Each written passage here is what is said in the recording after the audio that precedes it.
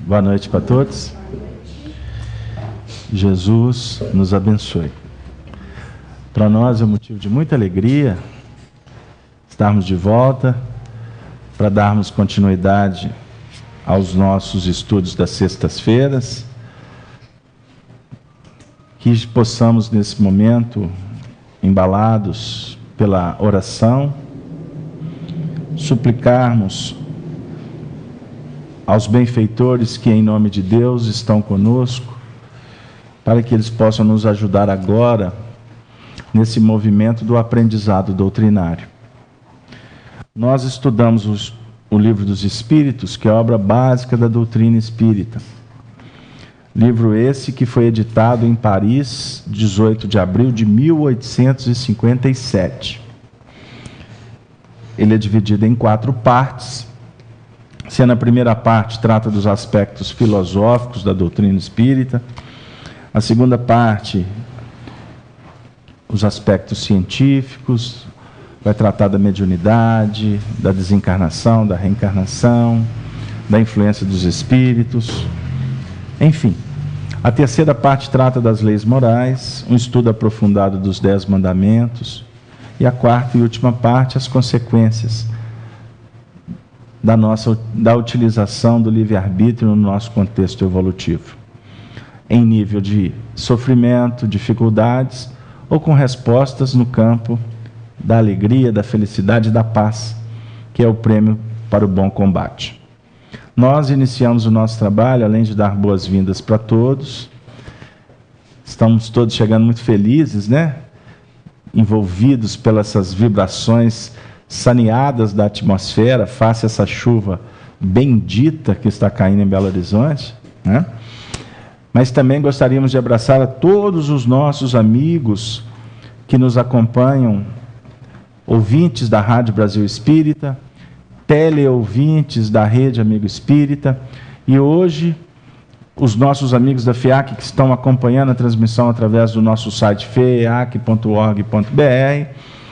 Mas hoje nós estamos inaugurando agora também uma transmissão pelo canal do YouTube.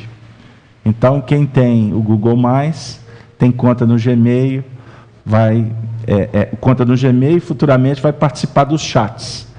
Mas qualquer pessoa vai poder assistir através da conta do YouTube. Ok?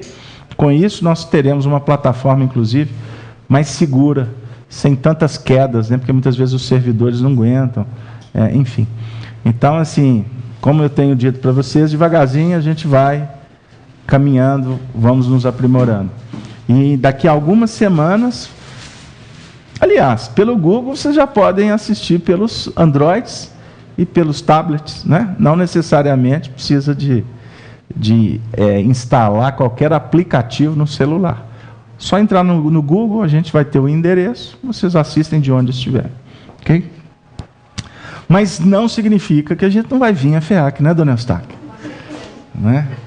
Então, isso aí é para a turma que mora longe, etc., porque nós precisamos da casa espírita também. Até para a gente se ver. Porque senão, vamos entrar na onda aí de ficar olhando para a telinha o dia inteiro. Né? Não pode, né, seu Murta?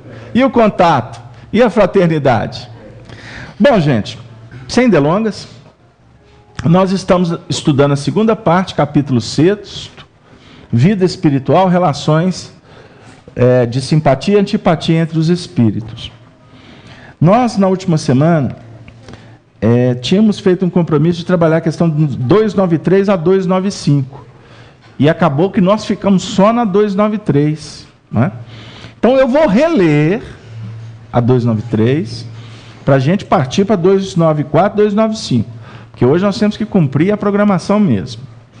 Vamos lá, 293. E eu convido aqueles que participam conosco, que estão em casa, que façam uma leitura das questões antes do estudo, né? Para que durante o estudo a gente já esteja com a mente mais, vamos dizer assim, mais aberta para as discussões profícuas. Kardec formula assim os espíritos. 2 seres que foram inimigos na Terra guardam ressentimento um do outro no mundo dos espíritos? Resposta: não. Compreenderão que o seu ódio era estúpido e que o motivo era pueril. Apenas os espíritos imperfeitos conservam uma espécie de animosidade, enquanto não se tenham purificado. Se foi unicamente o interesse material que os separou, nisso não pensarão mais, por pouco desmaterializados que estejam. Não havendo antipatia entre eles, e tendo deixado de existir a causa de suas desavenças, podem rever-se com prazer. Kardec comenta assim: semelhante a dois escolares, que chegando à idade da razão, reconhecem a puerilidade de suas brigas infantis e deixam de se malquerer. Esse exemplo de Kardec fala tudo. No mundo espiritual, muitas das questões que são motivos de desavenças na Terra caem por terra, né? Ou ficam na Terra, porque os espíritos, ao adentrarem a realidade do mundo espiritual, vão verificar que as discussões não tinham sentido, né? Até pela própria projeção circunstancial da nova vida, que vai efetivamente mostrar que precisamos descaracterizar ou tirar o foco da evolução dentro da dinâmica da materialidade. Em outras palavras, eu costumo dizer que aqui nós somos preparados para viver enaltecendo a matéria o tempo todo. A mente desde uma criancinha é formatada para isso. Inconscientemente, mas é. Os próprios pais, muitas vezes, ou na maioria das vezes, estimulam o ser que está reencarnando, pelos exemplos, pelas condutas de vida, para que eles procurem se estabelecer no mundo diante de mecanismos de competição, um exemplo, né? De supervalorização de determinadas questões em detrimento de outras. Nós estamos chegando à época do Natal. Todos nós discutimos as mesmas questões no Natal, não discutimos?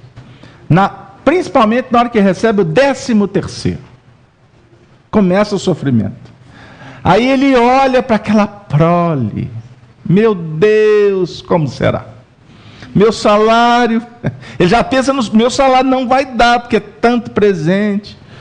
E aí muitas vezes a gente já começa nessa movimentação invertendo os valores. Aquele que é o provedor vai ter essa preocupação. Aquele que vai, teoricamente, receber os proventos, já começa a discutir o que ele vai pedir. Não é assim? E aí, para não estender o assunto, o aniversariante fica esquecido. A gente costuma lembrar dele na hora que está a família reunida. Agora vamos fazer uma prece? Mas faça rápido. A gente lembra, mas tem que ser rápido. Ele é o aniversariante. Não é que a gente vai fazer uma festa para ficar enaltecendo Jesus no seu sentido religioso. Embora façamos. Mas, acima de tudo, é ter no Natal mais um momento, e talvez o mais importante, o momento mais importante para que nós possamos refletir sobre a importância de vivermos o Evangelho na nossa vida diária. E aí vale um pedido que o Chico sempre fez para nós quando esteve aqui. Não pense só nos seus. Pense em muitos que estão à míngua de pão. Pensem. Vamos valorizar, porque costuma um momento que seja felicitar muitos corações que estão desesperados, frustrados, Imagina uma criança sem pais. Quantas se reúnem famílias, não é? Diante de recursos tão apequenados, e é raro alguém chegar e oferecer algo mais. Vamos pensar, porque o Evangelho nos propõe o tempo todo a amarmos uns aos outros. Não adianta ficar fechado no circuito apenas do clã.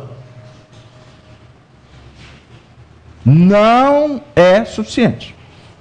Nós temos que valorizar, temos que investir na família. Mas não se limite aos muros, os portais que muitas vezes estão fechados para a dinâmica do mundo lá de fora. Ok? Até a doutrina espírita nos ajuda nisso. Porque muitos que nós costumamos encontrar no caminho aí são seres ligados a nós. E hoje estão na rua. Pode ser um filho seu. Aquela senhora que você está visitando lá no asilo,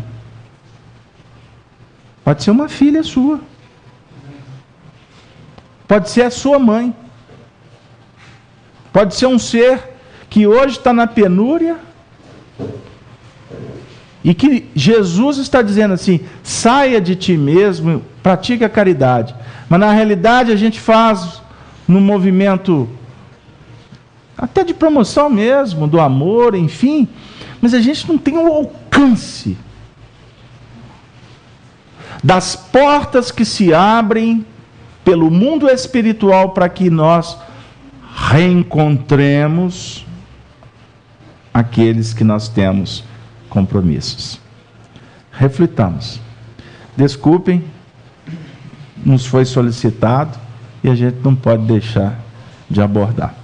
Então, no mundo espiritual, a gente vai revendo os conceitos e vai percebendo que muitas das discussões, das brigas, não tem sentido.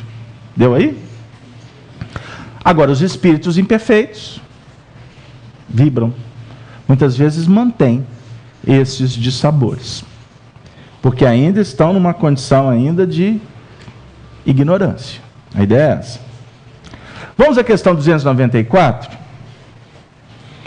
As lembranças das más ações que dois homens praticaram um contra o outro é um obstáculo à simpatia que deve reinar entre eles? Pegaram aí?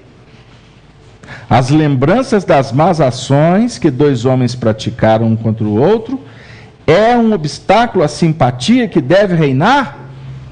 Lembrar dos problemas que foram alimentados na terra para os espíritos dificulta, é obstáculo para que eles estejam trabalhando em nível de simpatia? O que vocês acham? Gente, vocês já chegaram, a chuva está lá fora, olha o barulhinho dela, que gostoso. Mas agora nós estamos discutindo o que vai acontecer com a gente daqui a pouco.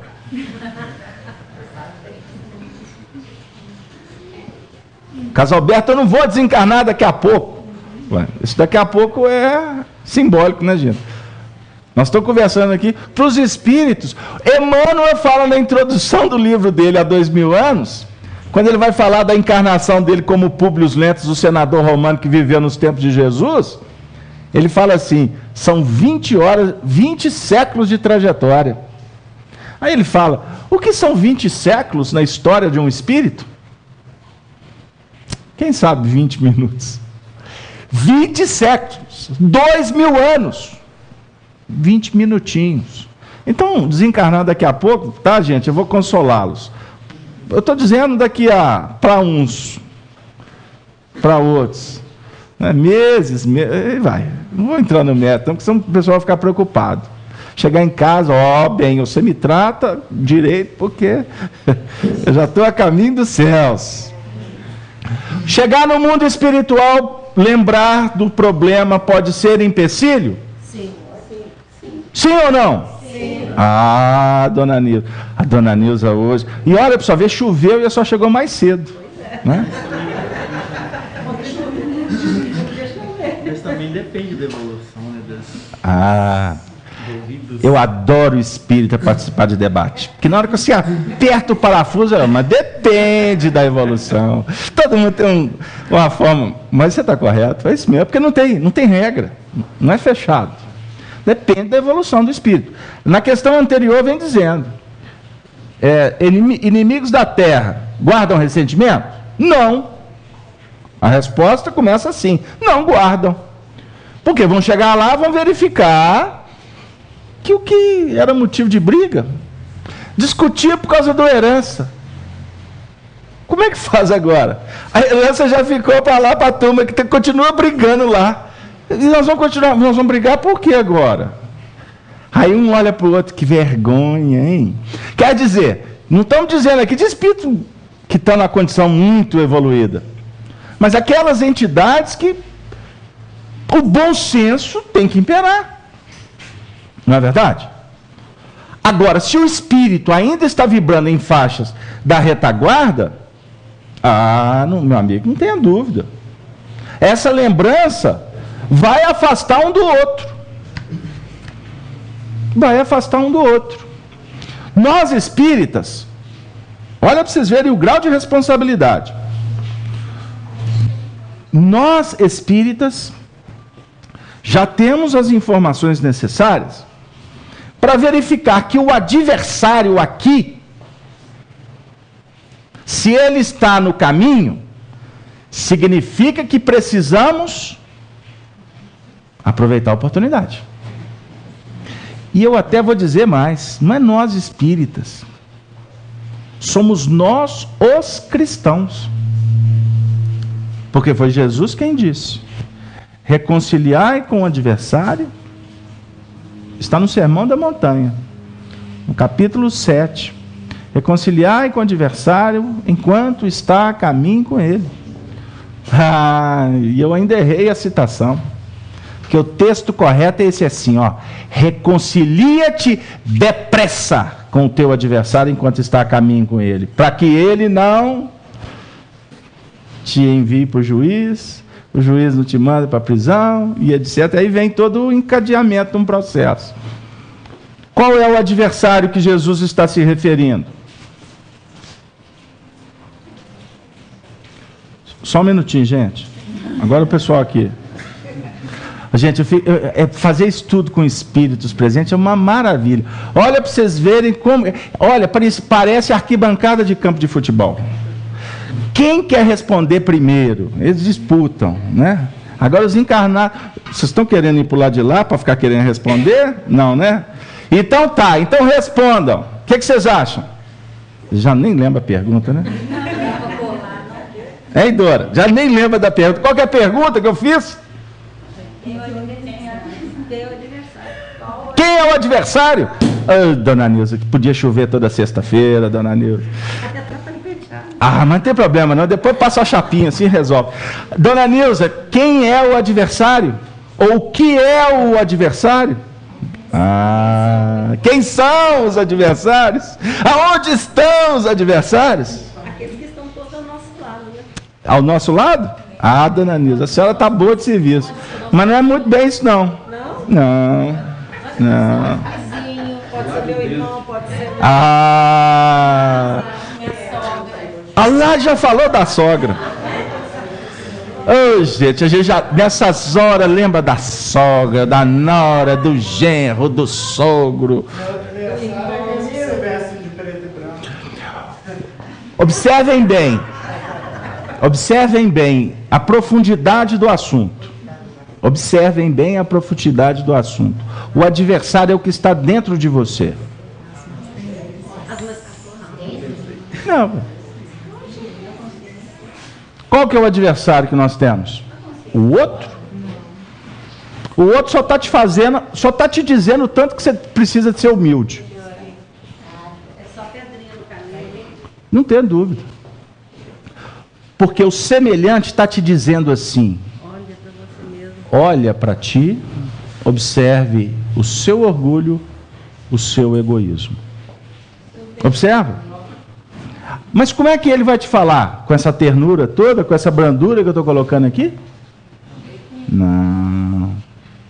Ele vai falar para você, virando as costas para você, te espetando, falando bobagem, falando o que deve, o que não deve, na hora certa, na hora errada. Pegou lá, Gino? Mas tudo está na hora certa, não tem hora errada, né? Tem. Tem. Tem uma hora que é errada. Eu estou reunido aqui em prece. Chega alguém e começa a gritar aqui, não é uma hora errada? Né? Por exemplo, eu estou dialogando. No momento em que eu estou falando, quem está ouvindo tem que ouvir. Não é assim?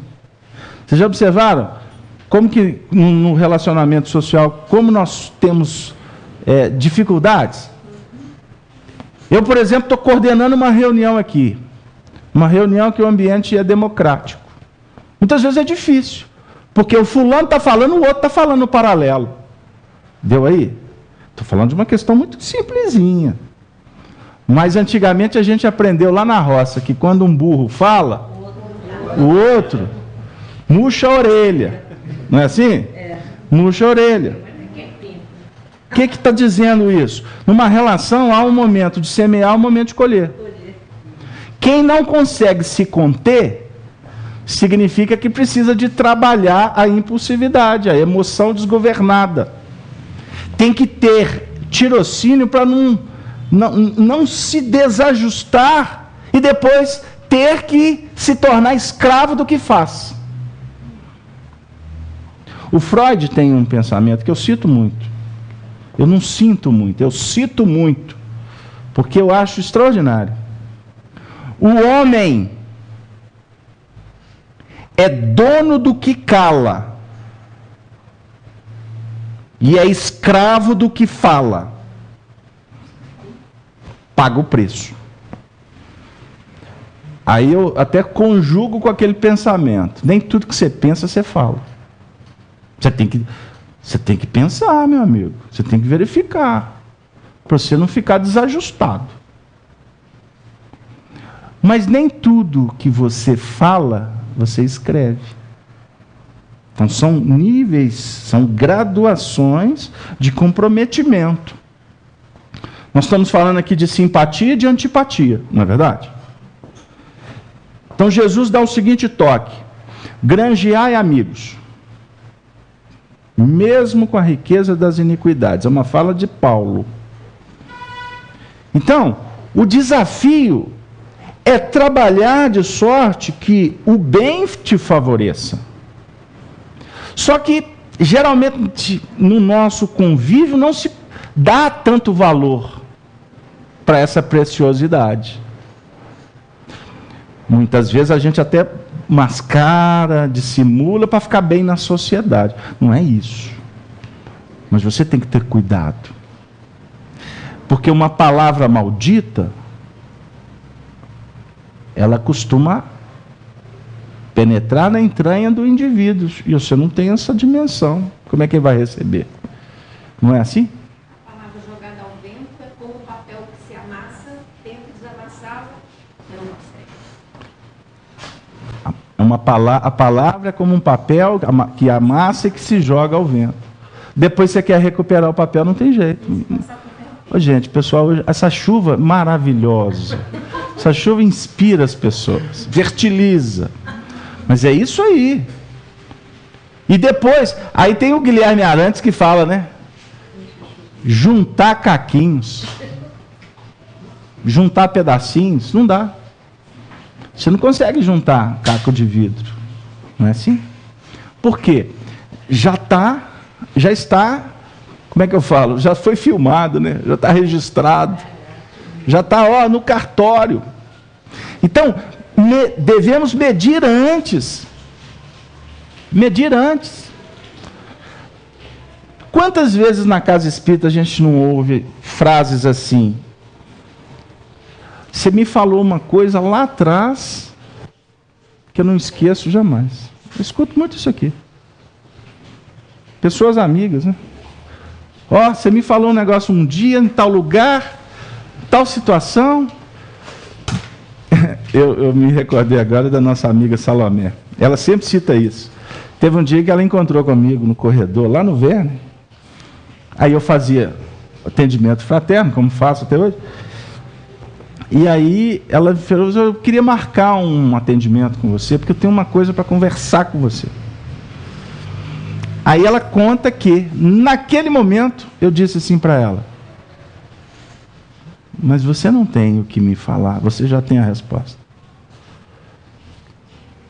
Ela recebeu aquilo, me conhece, viu que eu fui direto, respeitosamente.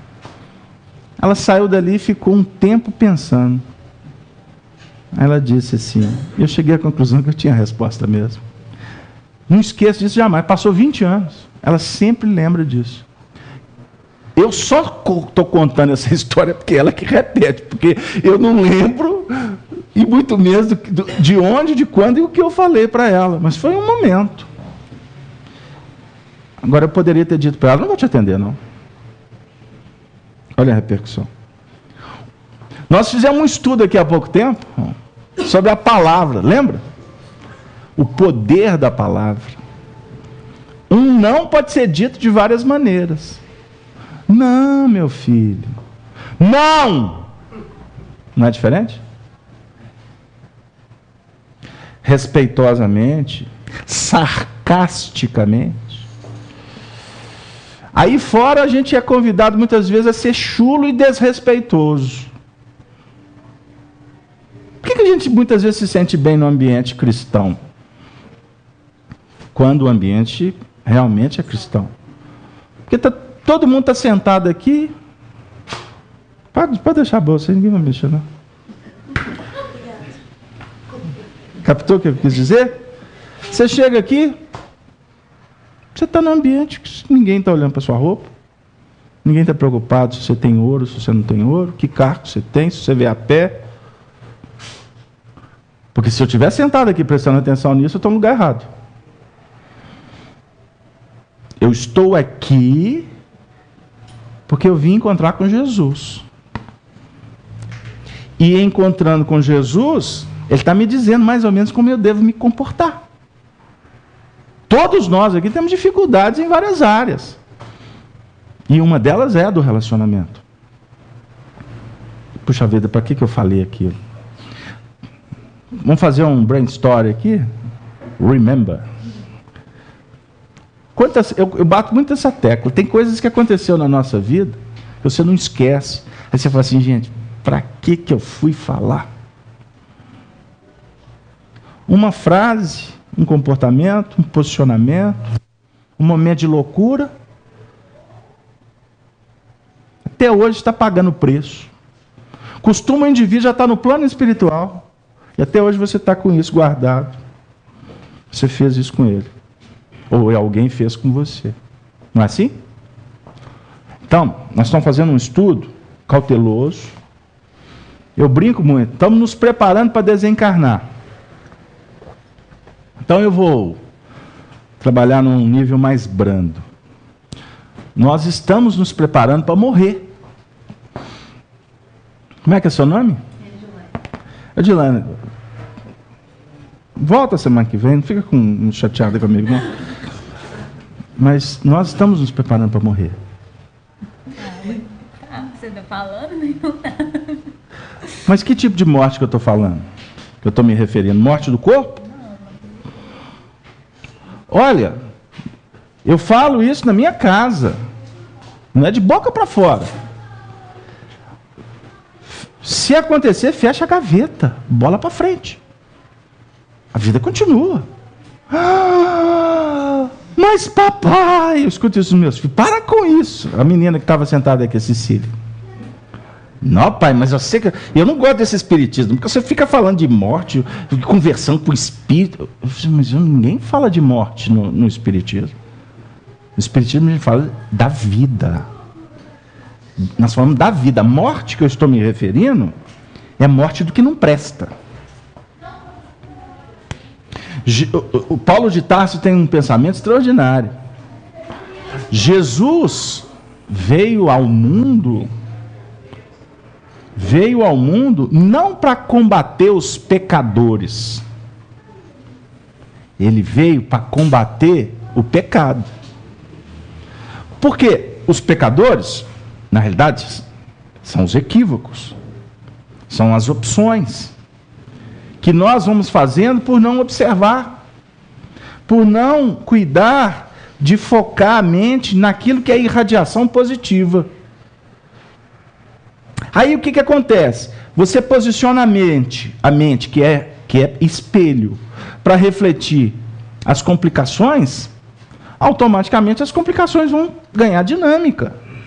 E depois nós precisamos de resolver. Você semeia um problema, você vai ter que consertar. É isso. E para consertar, você tem que morrer. Você tem que morrer. Ou seja, você tem que entender que algumas coisas têm que ficar pelo caminho, porque senão você não vai caminhar. E sempre Jesus propõe uma discussão em nível íntimo. Não é no combate lá fora. Se alguém aqui tem inimigo, repense. Porque você vai ter que fazer dele amigo. É da lei. Reconcilia-te depressa com teu adversário. Portanto, dona Nilza, o nosso adversário somos nós. Não é o outro. O outro não. O outro está tendo a vida dele. O outro está tendo a vida dele. Se o comportamento dele te incomoda, significa que você que precisa de repensar, não é ele. Ele está na luz. Você que está na treva. Isso é um grande desafio para os religiosos, sabia? Você começa a adentrar um pouquinho nas lições da imortalidade, a nossa tendência é aguçar o senso de justiça. E aí nós vamos medrar num processo que vamos ter que lá na frente rever. Que é aquela condição de ficar julgando o outro. Captou? O que eu te falei?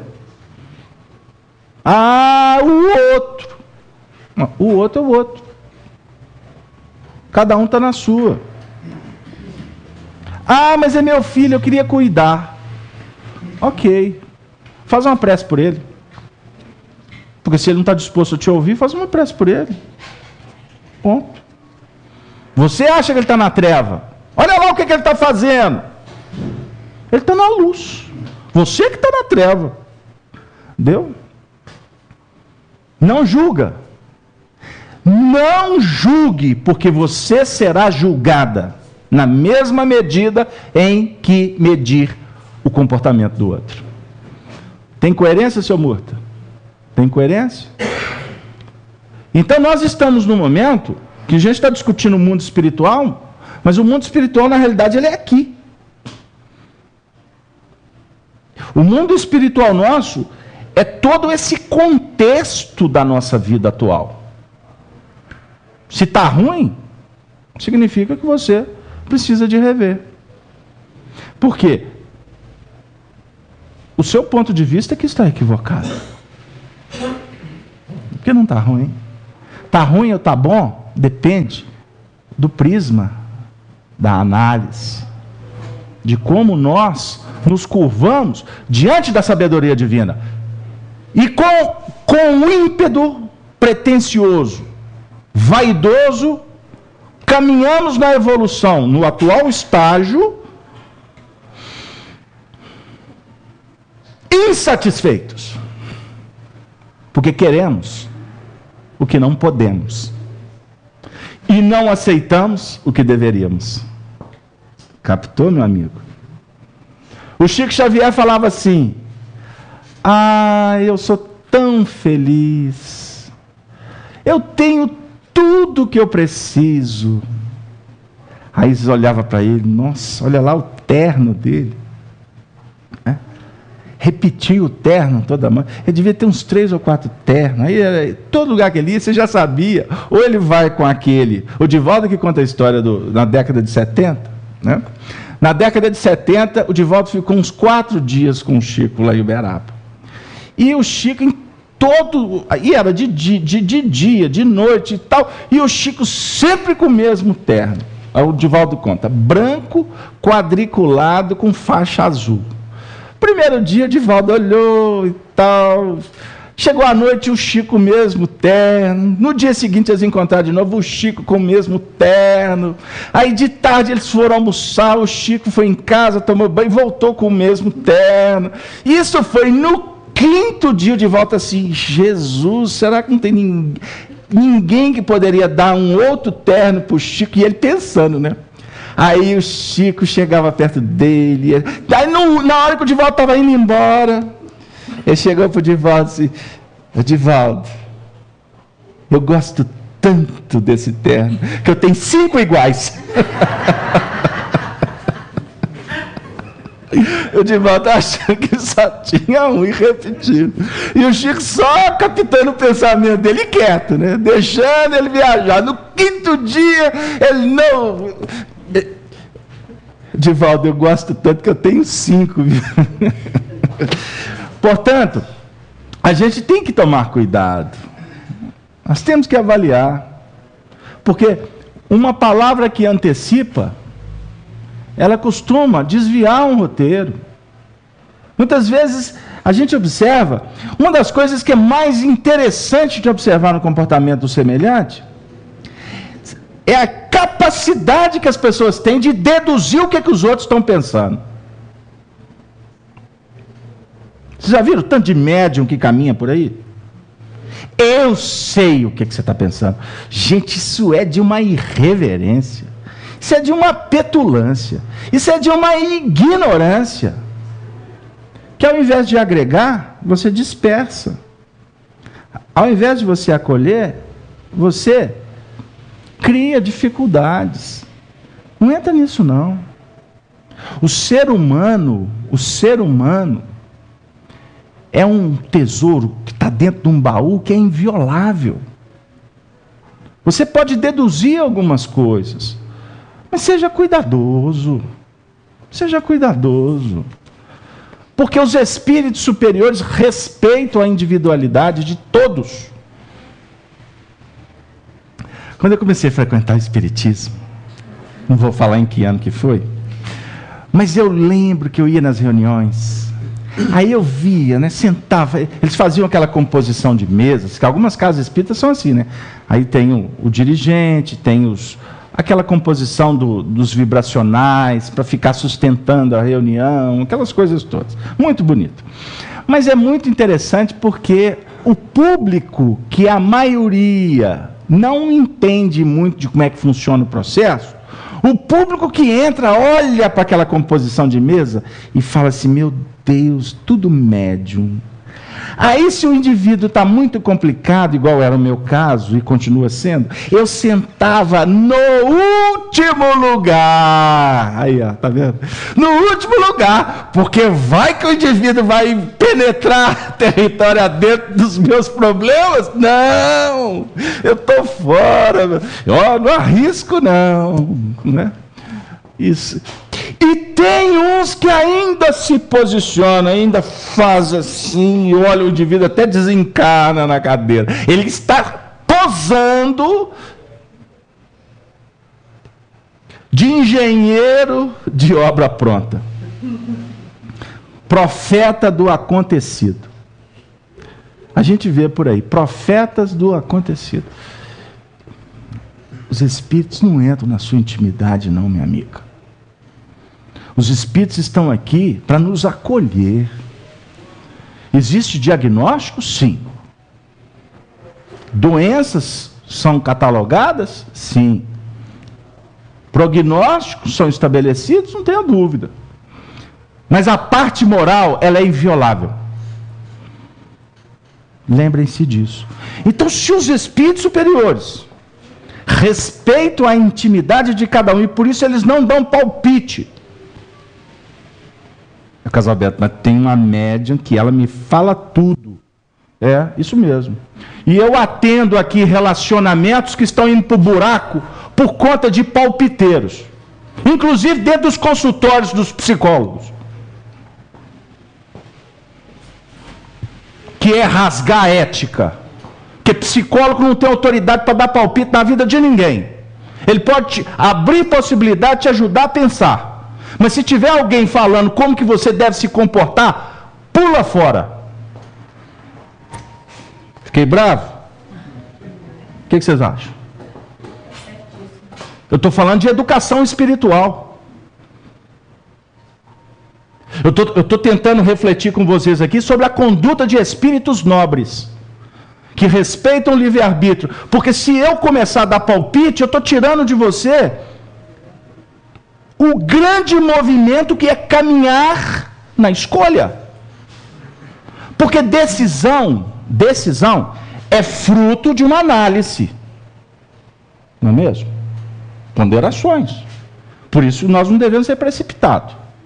Quanto mais o assunto for complicado, menos velocidade, tá? Mais oração, ok? Cuidado com os palpiteiros. Porque tem uns que tá assim, ele está doido para separar da mulher. Aí ele chega e pergunta para um, eu acho que é melhor você pensar. Aí ele vai na mãe, que isso, meu filho? Aí ele vai no outro. No 10º, ele pergunta para aquele que ele já sabe que ele vai incentivar. E aí, o que você acha? Você já tinha pulado fora há muito tempo. Então você é bom. Ele vai seguir o que ele queria. Deu aí? Agora, observar a responsabilidade, a gente não fica muito disposto, não. Tá certo que é bom dividir? Mas você sabe com quem? Alguém pode te mostrar o outro lado da moeda. Escolha quem é sábio e quem já disse para você que é prudente.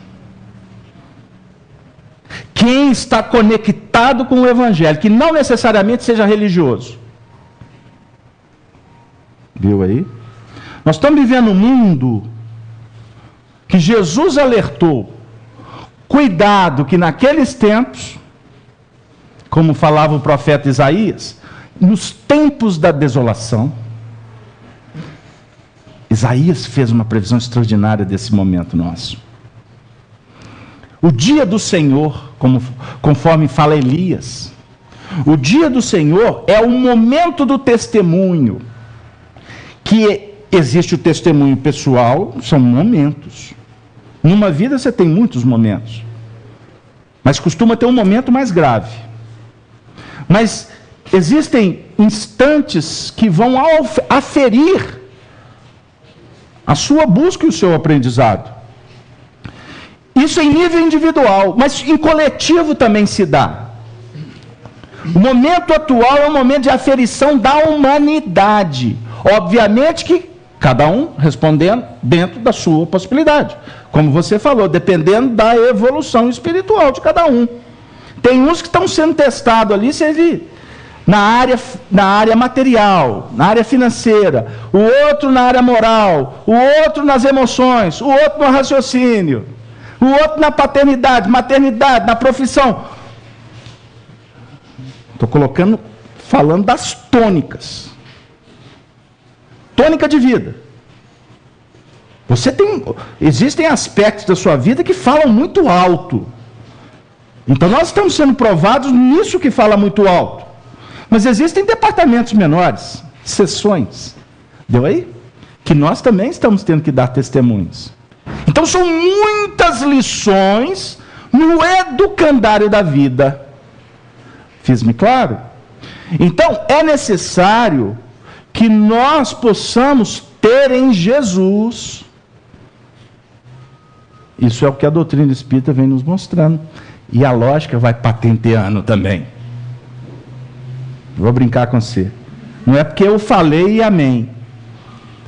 Porque no dia que alguém falar e você falar amém, está configurando que um cego disse e outro cego está seguindo. Doutrina espírita não é doutrina de amém. Doutrina espírita é proposta de reflexão. É uma filosofia. A doutrina espírita tem como base fundamental a filosofia de vida. Mas também ela é ciência. É tríplice aspecto. Filosofia, ciência. A ciência que comprova. O laboratório espírita, por exemplo, é o laboratório do lidar com os espíritos. Lidar com a desencarnação. Lidar com o psiquismo. Isso é ciência. Lidar com a mediunidade. Analisar os painéis que você traz de vidas passadas. Entender essa questão dos vínculos. Parentela corporal, parentela espiritual. Temos que entender como é que funciona. Então isso tudo é uma ciência. Como apresenta Allan Kardec, o objetivo da ciência do mundo é estudar a matéria. Então compete à ciência trabalhar com fatos e dados. Tem que ir para o laboratório e tem que ter prova. Então até hoje a ciência não provou a existência do espírito. Então ela não tem que dizer que tem espírito. No dia que ela se conjugar como um todo para provar a existência do espírito, vai ser uma maravilha. Mas o foco dela é estudar a matéria. Portanto, o que a ciência estuda vai remetê-la ao espírito. Nós aqui não estamos voltados para estudar a matéria, porque isso não é competência nossa. O indivíduo tem que se graduar para ser médico, para ser psicólogo, para ser educador, para ser dirigente. Ele tem que graduar, não tem? O foco do espírito, ou do espírita, é estudar o espírito. Deu aí? Não é estudar Deus, é estudar o espírito. Nós temos que nos estudar. Comportamento. Sócrates recebeu uma mensagem mediúnica em Delfos, através de uma médium. Os espíritos se comunicaram e isso se tornou um dístico lá em Delfos, na Grécia. Conheça a ti mesmo. Esta é a ciência que todos nós estamos investindo. Então, tudo que está acontecendo ao nosso derredor, todos os recursos que nos são enviados, têm um objetivo só: você se conhecer. E você se conhecendo, você vai conhecer Deus. Deus, seu morto. Jesus disse assim: eu e o Pai somos um. No capítulo 6 de João, ele define assim: eu não vim de mim mesmo, mas vim em nome daquele que me enviou e realizar a obra dele. Aí os fariseus, os intelectuais, os religiosos, os cientistas, os doutores do mundo, perguntaram para ele, julgando que ele estava falando de José. E na realidade, eles foram deduzindo que ele estava falando de Deus. Você é filho de Deus? Mas cadê o pai? Cadê esse seu pai? Se quiserdes ver o meu pai, olha para o que eu faço. Foi o suficiente para mandar ele para a guilhotina. Ele estava falando com fanáticos religiosos. Deu aí? E na realidade ele estava propondo um ensinamento simbólico de um valor extraordinário que a gente está longe de entender.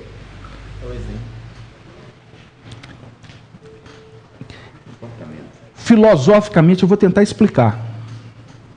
Existem dois deuses. Pense nisso. O Deus criador de todas as coisas. Ok? Como está a resposta do Livro dos Espíritos na primeira questão? Deus é a inteligência suprema do universo, causa primária de todas as coisas. É o criador de todas as coisas. Esse é o Deus soberano. Mas existe um outro Deus. Sabe qual? Como é que é seu nome mesmo? Edilene. O Deus que está dentro de você. Ou seja, a concepção que você tem de Deus. O sentido que Deus tem dentro de você. Eu não posso discutir Deus com ninguém. Eu não posso, lembra que eu falei do recriminar? Do julgar? Cada um tem a sua visão de vida. Você não muda, você não incute fé no seu filho. Não. Você pode auxiliar culturalmente, você pode induzir, você pode definir. Por exemplo, meus filhos, eles não têm livre-arbítrio sexta-feira, não. Como é que é, Casalberto? Sexta-feira não tem livre-arbítrio. Um tem 13 e o outro tem 10. Tem livre-arbítrio comigo, menino de 13 anos? Sexta-feira é dia da evangelização. Ô papai, mas tem um aniversário, tem isso. Você, olha, pode ter o que for. Se tiver a ver de vocês irem, vocês vão depois da evangelização. Isso é meu papel. É óbvio que tudo dentro de um contexto de muita fraternidade. Né? Não é assim, na base da marreta, não. Mas a voz de comando não tem questionamento. Com o passar do tempo, eles vão chegar na condição de optarem por serem religiosos, por terem religião. Isso é problema deles. Aí é livre-arbítrio. Deu aí, amigo? Então esse é o meu papel como educador. Mas muito mais do que dizer que eles têm que vir, o maior estímulo que eles têm é saberem que eu não falto às sextas-feiras. Se o meu querido amigo Papa Francisco primeiro me convocar para ir lá no... Ele não vai fazer isso. Mas se ele me convocar para uma audiência lá na Basílica de Pedro, sexta-feira eu vou falar assim... Na hora que eu fizer assim para ele, é mesmo, você tem reunião mais tarde. Porque ele é espírito nobre. Não adianta, porque eu não vou. Não sei se deu aí, gente. A gente tem que pensar sobre as questões das nossas responsabilidades, porque se não for com ordem, se não for com disciplina, a gente não consegue dominar esses impulsos. Esses inimigos, na realidade, eles não estão lá fora, eles estão dentro de mim. Eles estão gritando, não vai à reunião. Vocês estão achando que eu venho para a FEAC assim, todas as sextas-feiras resplandecendo de amor, de bondade. Tem dia que a gente chega aqui e fala assim, Dora, me dá um passe, porque hoje quase que eu fui dormir. Tem dia que a gente está cansado, tem dia que você pode estar triste, você pode estar combalido. Seres humanos, somos nós, não tem que ter vergonha disso não. Agora, ai de mim se eu não vier aqui. Se eu estiver com depressão lá em casa, né? Eu estou com... Não, hoje não, estou tão para baixo. Tem gente que me telefona, Casal Roberto, hoje eu não vou à reunião. Sabe, eu fico tão comovido, porque até a forma de dizer que não vem à reunião é uma autocomiseração, que uma coisa assim, sabe, eu estou com dor, eu estou assim, não vou à reunião, você me desculpa. Eu falei assim, minha irmã, e aí conclui dizendo, você põe o meu nome de livro de oração. Eu, por favor, é lógico, não tenha dúvida, e vou pedir a equipe para ajudá-la, para que você na semana que vem venha à reunião. E eu fico assim, ai meu Deus, mas é a luz da pessoa, ela acha que ela está na luz.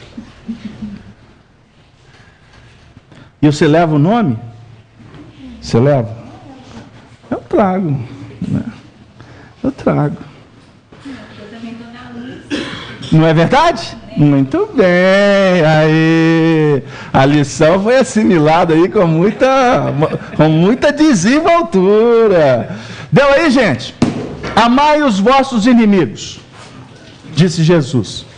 Fazei o bem aos que vos odeiam, e orai pelos que vos perseguem e caluniam. Dora, esse versículo tem a ver com a questão 295 ou não? Que sentimento experimentam após a morte aqueles a quem fizemos mal nesse mundo? Qual o sentimento? Aqueles que se despertam no mundo espiritual, que receberam o mal que nós fizemos. Qual é o sentimento? Vai voltar à questão íntima. Se são bons... Ei, dona Nilza, eu estou falando que essa chuva hoje foi maravilhosa. Se são bons, eles vos perdoam, conforme o vosso arrependimento. É uma reunião só para falar do arrependimento. Mas ele precisa de ser considerado, viu, Dora? Ele precisa de ser considerado. Agora, não é que os espíritos vão perdoar porque o indivíduo se arrependeu apenas. Mas o peso do arrependimento, ele é extraordinário. Ele é extraordinário. Porque arrependimento não é remorso não, tá? A gente precisa de aprender a diferenciar. O que é remorso? Descortinar o equívoco, ele calar fundo e o indivíduo ficar naquele circuito fechado, dentro da reclamação, do sofrimento, circuito fechado mesmo. O que leva à obsessão. O que é obsessão? Circuito fechado. Existe obsessão de espírito para encarnado, de encarnado para espírito, e existe também a auto-obsessão. A auto-obsessão. Como diz Emmanuel, existem indivíduos que caminham dizendo para a humanidade que existe equilíbrio, mas são loucos por dentro. Obsessão, circuito fechado. Remorso é obsessão. É um tipo de obsessão. Agora, o arrependimento, a própria palavra nos mostra. Arrepender é você sair desse circuito fechado. E como um avião, né? O avião não vai arremeter para um voo, vai levantar voo. O arrependimento é sair do circuito fechado para operar em novas bases. Deu aí? Então, os espíritos estão dizendo aqui o seguinte, que o arrependimento, ele fala muito para que haja perdão. Para que haja perdão. É necessário que a gente reflita sobre isso. Porque muitas vezes a gente observa alguns corações empedernidos, trancados, que a gente costuma até dizer, ali não tem jeito não. Mas a vida, a circunstância costuma favorecer, facilitar, induzir acontecimentos que de uma hora para outra o indivíduo muda completamente, né, de contexto e vai operar em outras bases. Costuma isso ser manifestação do que vem do mundo espiritual. Sabia? Existem pessoas que ficam em circuito fechado até por influências espirituais. O espírito é tratado, de repente a pessoa sai daquela cadeia que ela estava aprisionada. Sabia disso? Aí o pessoal fala assim, Casalberto, me leva para a desobsessão. Porque a minha vida... Aí vai, né? Lá vem o rosário. A minha vida está um caos. Isso, aquilo. E é óbvio que a tendência nossa é aumentar o problema. A nossa infantilidade quer garantir que nós sejamos o top até para sofrer. Até para sofrer, nós vamos sofrer muito. Viu aí? Tem que estar em primeiro lugar. Seja para ser o Gregory Peck, né? Só não lembro do Gregory Peck, não lembro? É da minha época. Ah, graças a Deus. Graças a Deus, alguém é da minha época, porque nessas horas que eu cito Essas épocas ouro do cinema, da música. Teve um dia que eu citei aqui, Gerson, não sei se você estava, Vicente Celestino. Eu tomei uma vaia. Porque ninguém viveu na época do Vicente Celestino, nem sabiam quem era, né? Então, ou a gente quer ser o Gregory Peck, né? Ou a gente quer ser o último dos moicanos, o índio dilacerado.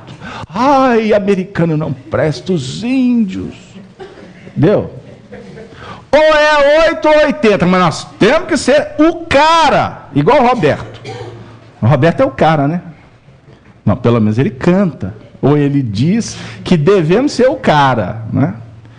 Porque tá raro, viu? Se você for na parte de restaurante ver um indivíduozinho de 55, 56 descendo do carro para abrir a porta para a dama descer, amante.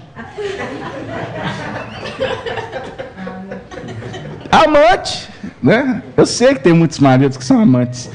Espero que seja das esposas, né? Deu aí? Ou seja, a mente orgulhosa, vaidosa, ela tem que se estabelecer no top.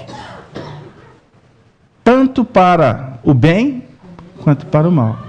Tanto que o diabo, Satanás, ele está dentro da gente. Ele se torna pungente porque nós o incensamos. Deu aí, senhor morto? É assim que funciona. Vai lá na igreja que vamos espantar o demônio. Costuma ficar a assembleia vazia, porque vai todo mundo embora. Porque somos nós. Ô Casalberto, mas e os espíritos? Os espíritos somos nós que desencarnamos. E continuamos querendo vibrar no mal. Então vamos no mal, que é a ausência do bem. Deu aí? Então o indivíduo se complicou com o outro, porque não teve habilidade, não teve respeito, enfim. Aí desencarna, o ódio continua. Pode continuar, não pode? Dependendo da evolução, não estão capacitados para perdoar.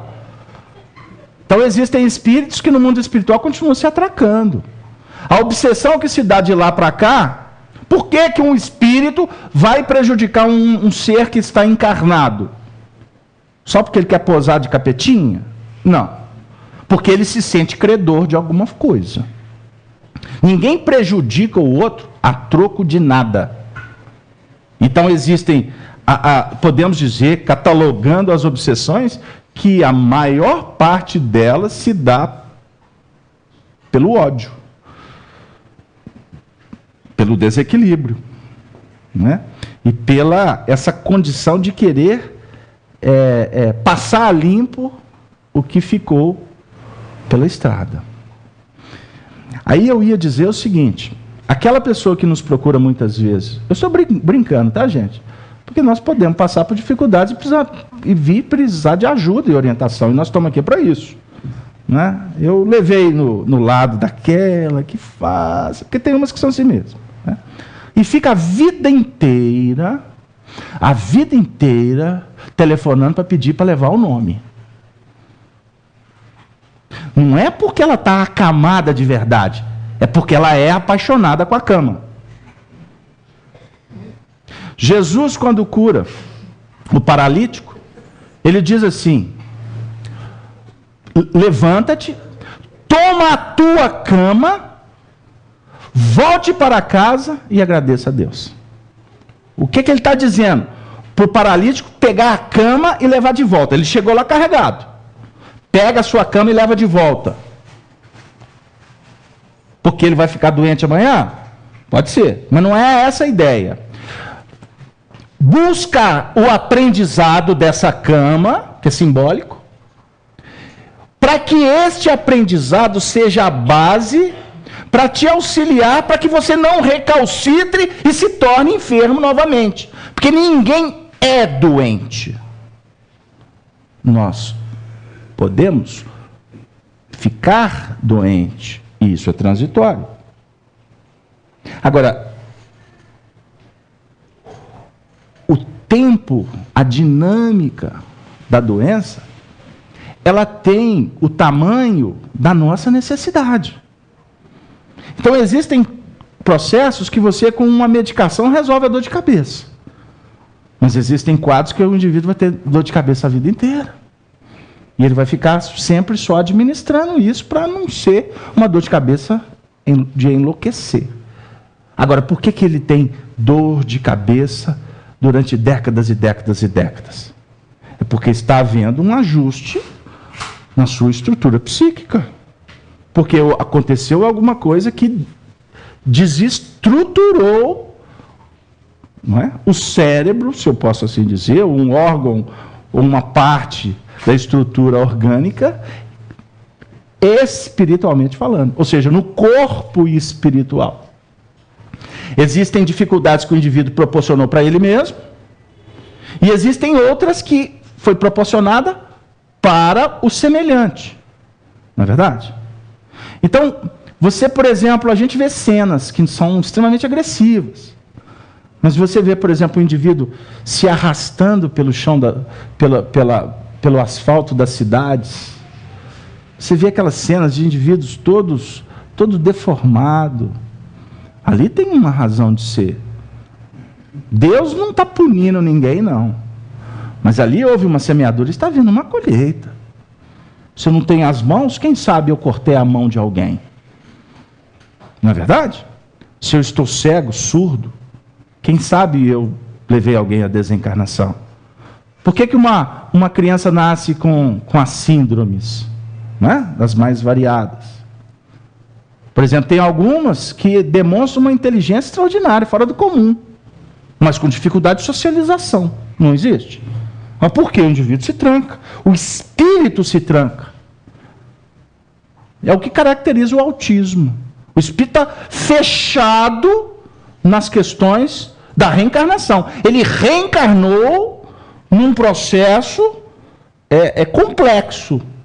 Não veio aqui soltando foguete. Entendeu? Mas, ao mesmo tempo, as próprias inibições, as dificuldades, vão funcionar para ele como um processo metodológico para que ele aprenda a ser humilde. Entendeu? Quando alguém é rejeitado na sociedade, por algum motivo que não dependa dele, isso é um sinal que ele está recebendo, que ele precisa aprender a reconquistar. Em bases morais. Desenvolvendo habilidades e aprendendo a ser humilde. Aprendendo a ser educado. Nós espíritas temos um laboratório extraordinário. É a caridade. A caridade. Fora da caridade não há salvação. Vocês lembram que a gente colocou o capítulo 15 do Evangelho segundo o Espiritismo nas costas da camiseta que nós fizemos para o almoço? Não foi à toa. Nós estávamos fazendo um almoço para muita gente, a maioria que nem espíritas são, né, gente? O indivíduo está lendo assim, fora da caridade, nossa salvação. O que esse povo está fazendo? Esse negócio de caridade, aquilo ali está brilhando. Aquilo ali tem um efeito psicológico, ok? Agora, para nós espíritas, significa, então fora da caridade eu não vou me salvar. Então eu vou fazer caridade, porque eu vou ficar uma pessoa boa, vou ficar bem com os espíritos, vou desencarnar, vou ser recebida com aplauso, com homenagens. Não é nada disso, né, meu amigo? Você sabe o que é fora da caridade de uma salvação? Chega a coordenação do centro espírita e fala assim, gente, vamos montar uma equipe, vamos visitar o hospital. Vamos. Aí fica, no início vem 50. 4 meses depois está indo lá 2, 3, porque é um oba-oba que é um negócio interessante. Jesus disse, muitos são os chamados, poucos os escolhidos. Jesus já sabia que a gente ia passar por esse perreps todo, porque ele passou, né? Todo mundo abandonou ele, geralmente é assim. Mas aí vamos para o hospital. Aí no início aquela empolgação, e chega lá, gente, que maravilha. Aí vai lá lá na ala, aqueles lugares mais delicados do hospital, não é? Que tem que. Aí ele chega para o enfermo, meu irmão, Jesus te abençoe, tenha fé, né? Aí vai, alisa o doente para cá, para lá. E a gente olha para a equipe e diz, gente, que cristãos de ponta. Observe que maravilha. Aí sai de lá todo mundo assim, agora eu estou ficando bom mesmo. Aí chega em casa e esquece. Primeira coisa, já grita com os meninos, já grita lá, já quebra para lá, e etc, etc. Aí semana que vem volta para o hospital e tem a prece inicial. Pai nosso, que os espíritos bondosos nos ajudem. Aí vai todo mundo naquela vigilância e chega lá para o enfermo. Minha irmã, que Jesus te abençoe. Ele tem que fazer isso, 78 reencarnações, conversando com os enfermos. Até que vai chegar um tempo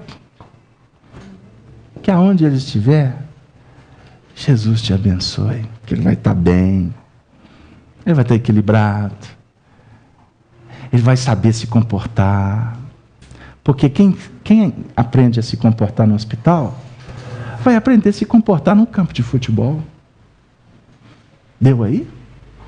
Porque o espírito é o mesmo. A conduta, ela é o fruto da árvore. Amai os vossos inimigos e fazei o bem aos que vos odeiam, e orai pelos que vos perseguem e caluniam. Amar os inimigos. Não é só cuidar daqueles que estão nos perseguindo, nos caluniando, que é abençoar, perdoar e passar. Ajuda e passa, é isso que Jesus nos ensina. Você viu o que ele está fazendo com você? Minha amiga, ela está fazendo melhor, deixa ela pensar assim, tchau. Mas ela falou mal de você, amanhã ela fala bem.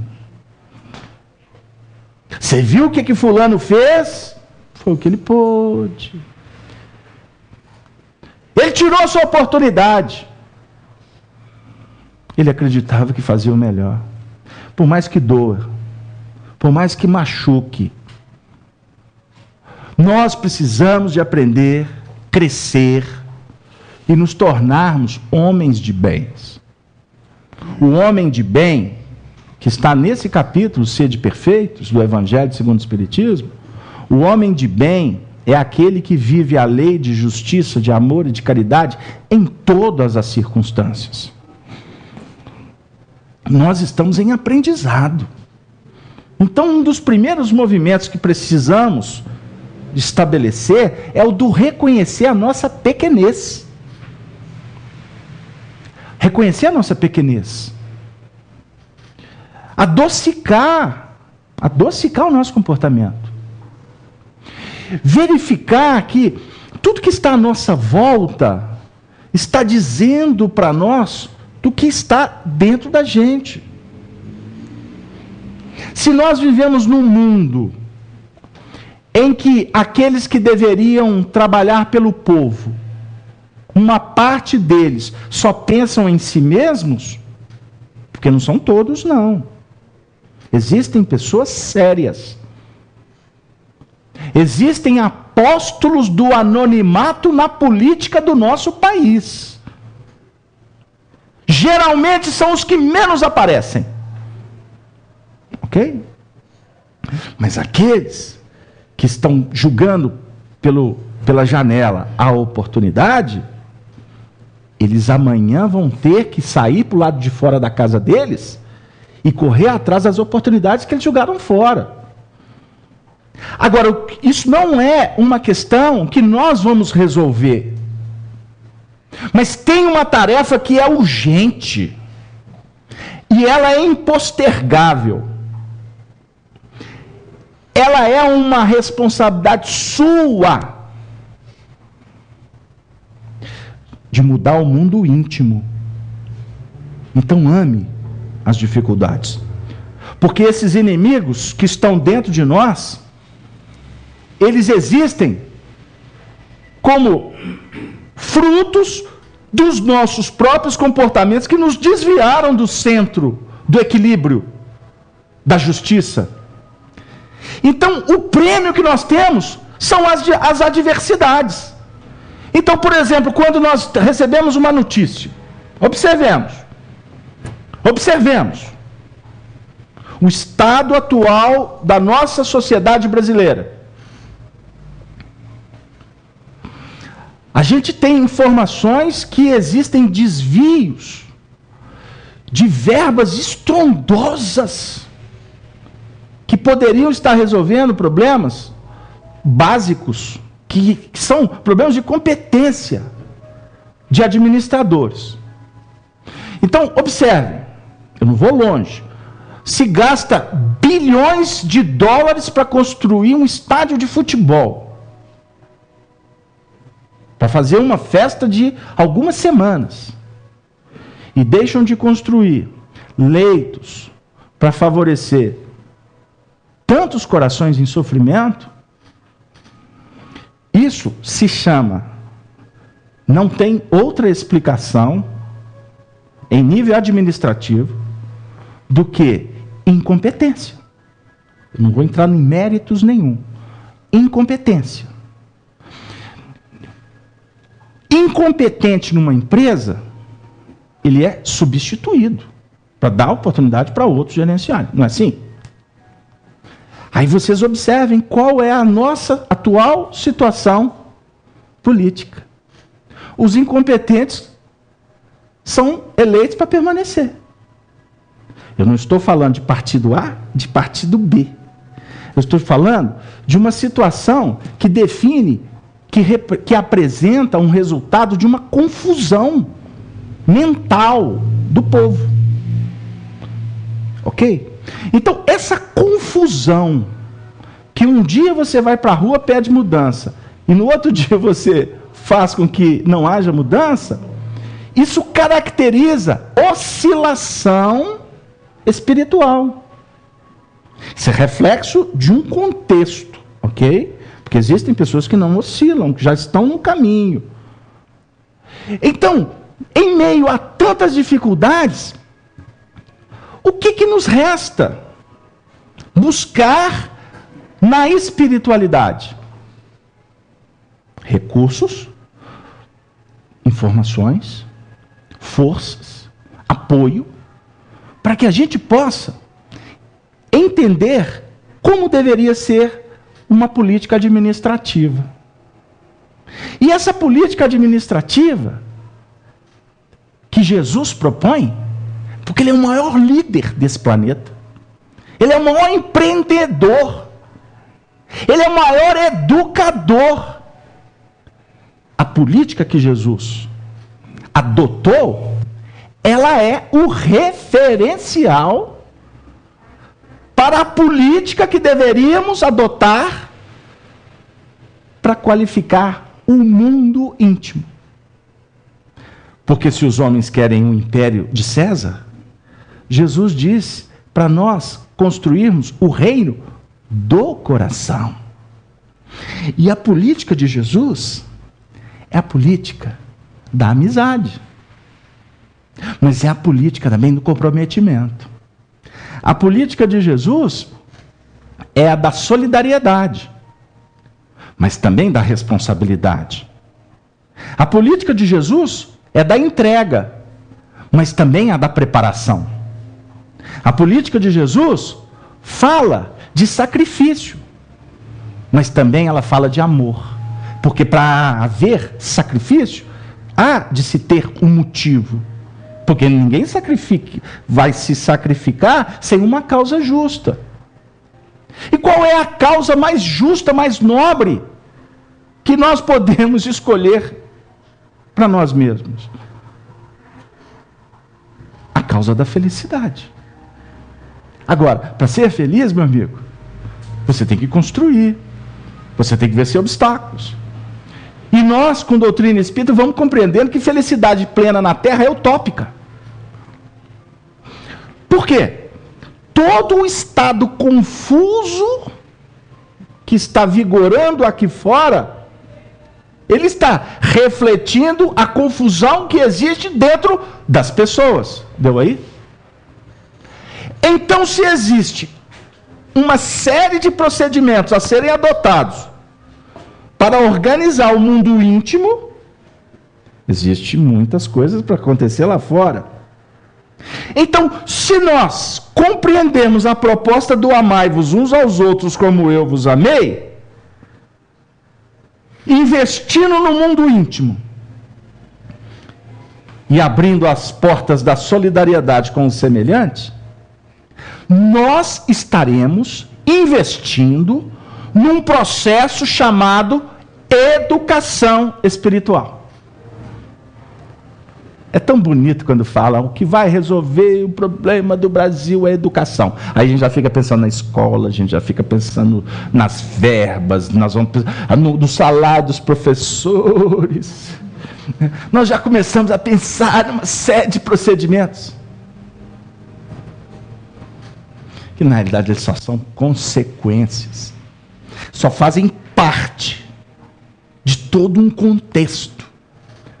Porque educação, na visão de Allan Kardec, que foi um dos maiores educadores que passou por esse planeta, na última encarnação apenas, eu vou citá-lo como um discípulo de um grande educador que foi Pestalozzi. Kardec escreve assim, num comentário da questão 685 do Livro dos Espíritos: educação é a arte de formar caracteres, diferente de instrução, livresca, discursiva. Educação é formação, portanto, de hábitos que vão redundar numa estrutura psicológica, moral, que é soberana. Então, educação é diferente de instrução. Instrução informa. No nosso modelo atual, pessimamente. E verifica pior ainda. Instrução vai te dizer. Então, instrução informa. Educação forma. Entendeu? Instrução informa. Educação forma. Caracteres, personalidade, estrutura mental, habilidades que a traça não leva, o ladrão não rouba. Mas é o projeto para revolucionar a humanidade é do Evangelho. Porque eu vou repetir para fixar. A instrução informa. A educação forma. Mas só o Evangelho transforma. Educação, com Kardec, com João Batista, é da renovação da mente. Metanoia, batismo, água, reencarnação, conhecimento, vivência. Mas com Jesus o batismo é o do fogo. Isso é extraordinário o simbolismo do Evangelho. Porque o fogo, ele tem uma capacidade de transformação extraordinária. Mas esse fogo ele é mantido por um óleo, que é a luz, amor. Então Jesus, no processo educativo, ele sabe lidar com figueira brava, que não dá fruto. Ele vai trabalhar, prestem atenção, com a vinha. A vinha produz o quê? Produz a uva? Tá.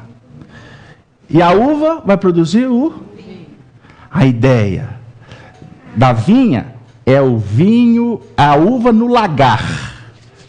Ela tem que ser macerada. Por isso é que Jesus traz a parábola da vinha. Ok?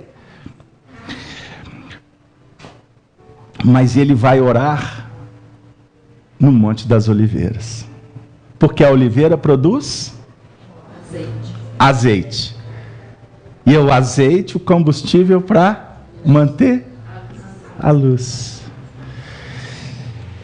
Então, nós trabalhamos com a videira do trabalho, não é? Das mudanças, dos ajustes. Agora, sem luz, amor, nenhum processo vai adiante. Conquanto, no momento de tantos desafios, agradeçamos a presença dos benfeitores que já são representantes luz, que nos acolhem, que nos consolam, que nos estimulam e que nos dão uma oportunidade de trabalhar. Mas é necessário, dá o caminho, verdade e vida rápido. Por favor, está aqui na mão. Eu tenho tempo? Para fechar. Vai dar tempo, sim, rapidinho. Emmanuel, questão 180 do livro Caminho, Verdade e Vida. Façamos nossa luz, assim resplandeça a vossa luz diante dos homens. Mateus 5,16. A escuridão invade os caminhos em todas as direções. Trevas que nascem da ignorância, da maldade, da insensatez, envolvendo povos, instituições e pessoas. Nevoeiros que assaltam consciências, raciocínios e sentimentos. Em meio da grande noite, é necessário acendamos nossa luz. Sem isso, é impossível encontrar o caminho da libertação.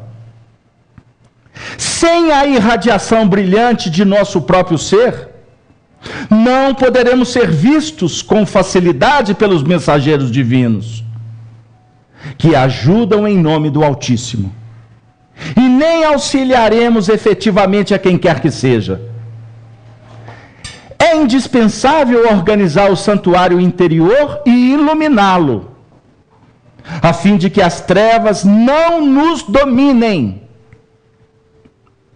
É possível sim, marchar, valendo-nos de luzes alheias. Todavia, sem a claridade que nos seja própria, padeceremos constantes ameaças de queda. Os proprietários das lâmpadas acesas podem afastar-se de nós, convocados pelos montes de elevação que ainda não merecemos. Vale-te, pois, dos luzeiros do caminho. Aplica o pavio da boa vontade ao óleo do serviço e da humildade, e acende o teu archote para a jornada. Agradece ao que te ilumina por uma hora, por alguns dias, ou por muitos anos, mas não ouvides da tua candeia, se não desejas resvalar nos precipícios da estrada longa. O problema fundamental da redenção, meu amigo, não se resume a palavras faladas ou escritas. É muito fácil pronunciar belos discursos e prestar excelentes informações, guardando embora a cegueira nos próprios olhos. Nossa necessidade básica é de luz própria, de esclarecimento íntimo, de autoeducação, de conversação substancial do eu ao reino de Deus. Podes falar maravilhosamente acerca da vida, argumentar com brilho sobre a fé, ensinar os valores da crença, comer o pão da consolação, exaltar a paz, recolher as flores do bem, aproveitar os frutos da generosidade alheia, conquistar a coroa efêmera do louvor fácil, amontoar títulos diversos que te exornem a personalidade em trânsito pelos vales do mundo. Tudo isso, em verdade, pode fazer o espírito que se demora indefinidamente em certos ângulos da estrada. Todavia, avançar sem luz é impossível. Brilhai a vossa luz. Não se pode esconder uma cidade edificada sob os montes. Não coloqueis a candeia sobre o alqueire. Candeia para ficar sobre o velador. É necessário fazer luz. Deus é luz, escreveu João. Jesus disse, no 8º capítulo do versículo 12 de João: eu sou a luz do mundo. Para no capítulo 5 do Evangelho de Mateus, no versículo 14, ele também definir: vós sois a luz do mundo. A sabedoria, conclui Emmanuel, a sabedoria é o caminho, o amor, a luz. Que a luz do Senhor tenha ressonância na nossa intimidade. Porque fazendo luz, as trevas não terão condições de impedir o acesso do aprendiz à luz maior que está no alto do monte. Lá nos espera uma cruz. A cruz do testemunho definitivo. E como cruz, aquela espada que é fincada na terra, estaremos de alguma forma olhando para os céus, sendo esperados no terceiro dia, no sol que resplandece no jardim da sabedoria e da paz, por aquele que é a razão do nosso viver, Jesus, o Cristo de Deus.